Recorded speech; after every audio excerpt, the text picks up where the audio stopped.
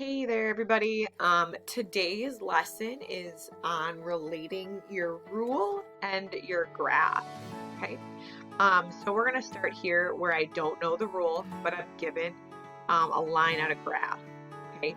So remember, there's always those two parts to a rule. Okay. Your mx plus the rule. M is your growth, how much it's growing by. B is your starting point.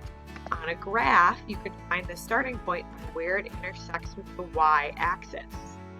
Okay, so in this case, where my graph is intersecting with the y-axis is at -5. So it doesn't matter which part of this rule you start with. I sometimes like starting with the starting point because it's pretty easy to pick out, right? So it's starting at -5, and I can see that my line is going downhill from left to right, okay, because we always read graphs left to right, just like we read a book left to right. So that means I know my growth is going to be negative. It's going downhill, so it's going to be negative something, okay? This is the part where it might get a little bit tricky. I know that in my classes, we did not do a ton of work with this, but it's not super difficult, and I know that we can make it work, okay? So what I'm going to do here is hopefully get a drawing tool out here. So, because what you need to find is the intersections, okay? So there's an intersection. I know that there's one here. Hopefully I can draw there. And then there. Okay, I'm just gonna duplicate that. And then there should be an intersection. I can see one right here. And when I say intersection, I mean where my line like perfectly matches with one of these cross lattice points. Okay, and then I can continue going on if I can find more. It looks like there's one right here too. And then there's one right here too. And then this, okay, hopefully you remember this, growth triangle, hopefully, right? Okay, this is where your growth triangle is going to come into play here. So you're going to draw in a growth triangle that matches up with your points. Okay, so there's my growth triangle. Oops.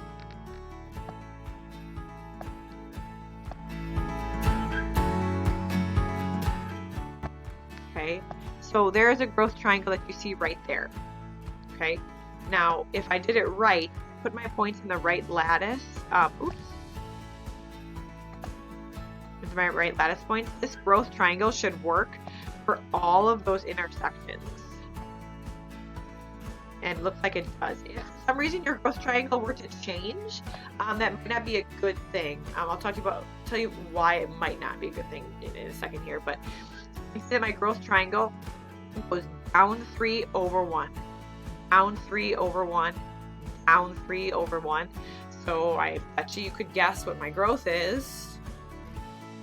Hopefully you thought -3, okay? Because I'm going down 3 every time. The reason before why I said this, if your growth triangle is different, it might be bad or might not be a good thing, because you also have made a growth triangle here. Okay, see how I kind of just stretched that out? Where it goes down 6 over 2. If you think about that, so let me just see if I can make this in here. So if I go down 6 over 2, that's the same as, right? If you look at that as a fraction, that's the same as down 3 over 1. Okay, because we have rise over run, change in y over change in x there for our growth, for our slope. Okay, so if you have that bigger growth triangle there, that's okay. Just see if you can simplify it down into a fraction that's smaller. Okay, so that's this first one here when we're given the line and we have to find the rule. Now if we're given the rule, let's see how we figure out what the line should look like. All right, so again, I like starting with, for this, you have to start with your starting point. Our starting point is going to be -3, so that means I'm going to put a dot at -3.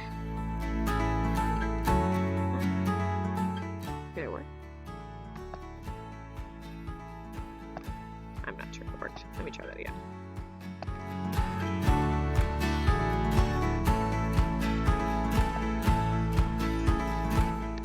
I'm not sure. I'll just move one of these guys. So I'm going to put a point at -3. That look more like a point. Okay. A point at -3.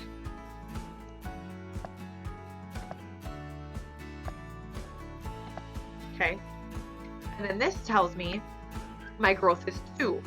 So think about this in terms of figures, right? So this is figure 0. Figure 0 is -3.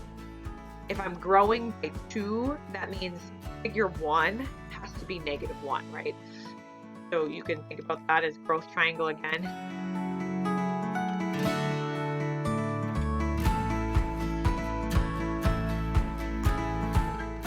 Okay. I can draw in a growth triangle there. This is extremely hard to do on the computer. This would be a lot easier for you guys if you happen to have graph paper or anything at home. So this growth triangle will look like over 1.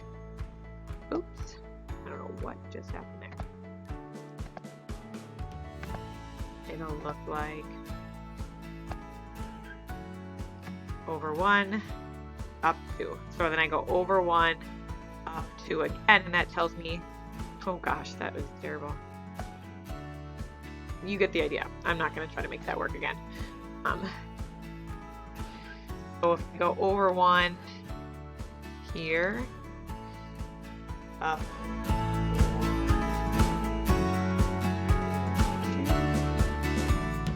Now I have some points here that I can connect to make a line. You see how that's going to work here?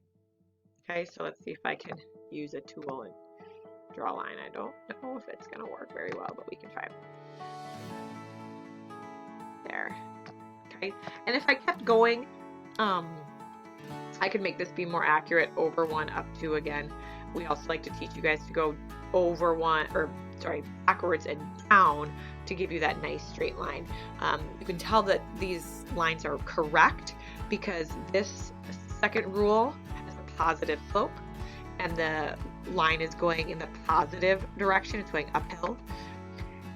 This rule is has a negative slope, the first one, and our line is going downhill.